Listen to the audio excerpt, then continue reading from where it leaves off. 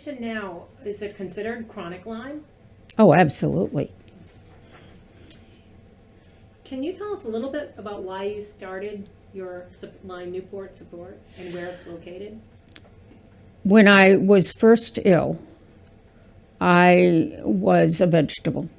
I crawled from the couch to the bathroom, and that was it. I tried to stop in the kitchen to get something out of the refrigerator, and if I managed to get a glass out of the cupboard, that was it. I was back on my knees. And that lasted pretty much until treatment.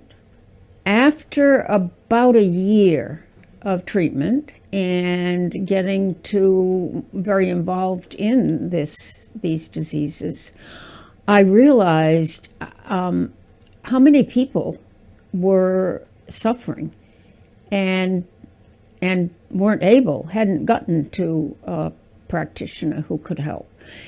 So actually, no, let me back up. During my bad times, I wasn't driving. I would have to pay someone to drive me to Westport to a support group. That's how it all started. And the facilitator of that group needed to move on to other things, and she was going to stop having the monthly meetings. So she asked if anyone in the group was willing to take it over. At the time, I lived in a facility, senior housing, that was very conducive. I had lovely dining room and venues for presentations and everything. And I had several speakers come, and some did slideshows. But what I decided was, I said I would attempt it because I felt well enough at that point in time to do that. That's about all that I was taking on, because at that time, as I recall, going to the market was 3 times, because I could go to the produce section for maybe 15 or 20 minutes, and then I had to leave. And then I would go to the dairy dairy section, and then I'd go to the middle of the store for all the rest of it. So it was 3 times a day. And at that time also, I was sleeping at least 2 hours every afternoon, no matter what time I got up or how long I slept at night. So no matter what, even the way you felt, you still felt compelled to start this group. I felt compelled to help people who were not able to get to a Lyme literate physician and were not being treated properly or at all. And so that was very rewarding and successful. What were some of the things that you did besides the support group? As far as Lyme? Advocacy or activism. What are some of the other things? In the beginning, I was not on Lyme. Okay. And then I came to realize that to do this effectively, I had to be on the internet.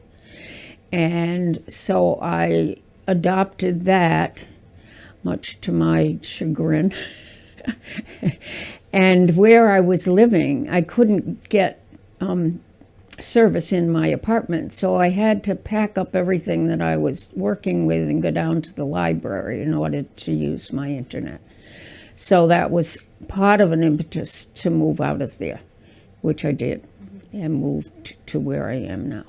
You were a one-woman show, though. Did you have any help with I at the time? Was in the beginning, but then I think the first incident was when Newport Hospital was opening a Lyme clinic.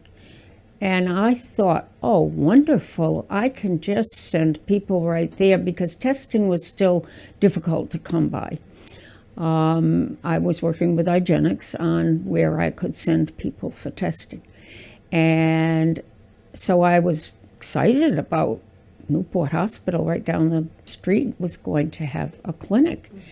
And There were probably 100 people in attendance. The presenter was going to be the director of that facility, and she spoke and did a slideshow for about an hour, and then she did Q&A, which is ordinary. And after a few questions, there was a woman in the middle of the audience who stood up and asked a question, and the answer was just so off base that I was biting my tongue before, but I was compelled to stand up and say, the answer that was just given to this woman with the dark hair in the middle of the audience was not necessarily correct. And so then I expressed that there were two protocols in treating Lyme, and that unfortunately this hospital was going to be treating according to what I call the other protocol, and not what I recommend to the people coming to my support group.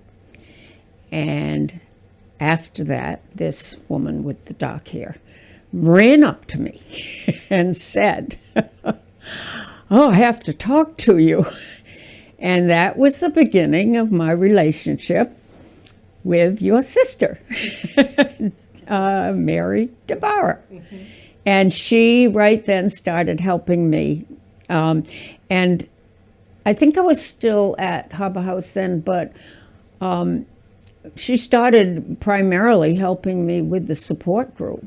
And then, the other good thing was that her church offered their venue for us to have support meetings, so that was great. And so she was very involved in facilitating that with me. And then to, I think, go on with that question is that it came time when I decided that I needed to be a 501c3, that I needed to raise money, because I, at that time, was going to all the conferences stateside, and another member of my support group who attributes my help to saving her life, she was paying for my flights and the hotel and the entry fees and everything for me to go to these conferences. And then was when I realized I needed to raise money. I couldn't have her going on sending me all over the country at thousands of dollars. So that was that was hard for me because I'm not computer literate. But I had a Lyme patient who was an SEO, which is a search engine operator. Pro bono helped me set up the Lyme-Newport.com 501c3.